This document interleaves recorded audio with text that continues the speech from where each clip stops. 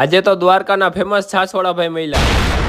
જય દ્વારકાધીશ। પહોંચી ગયા દ્વારકાધીશની નગરીમાં। ગોમતી ઘાટમાં ભરતી ફૂલ હતી। મંદિર બંધ હતું એટલે ટ્રાફિક ફૂલ થઈ ગયું। મને ઉપર ચડે મારો ફોટો પડાવવો। વધારે લોકો અહીંથી ફોટો શૂટ કરે। ભૂતને પીપળા મળી જાય એવી રીતે આ લોકોને કેમેરા વાળો મળી ગયો। ફોટા પાડ્યા પાડ। મંદિર ખુલી ગયું હતું ને ધજા બદલી ગઈ હતી દ્વારકાધીશ। દર્શન કરી લીધા ને પ્રસાદ મોકલા ઉમારા વાલા। ગોમતી ઘાટમાં ભરતી આવી જાય ફૂલે ફૂલ એટલે કોઈ નાવા માટે નહોતું જતું।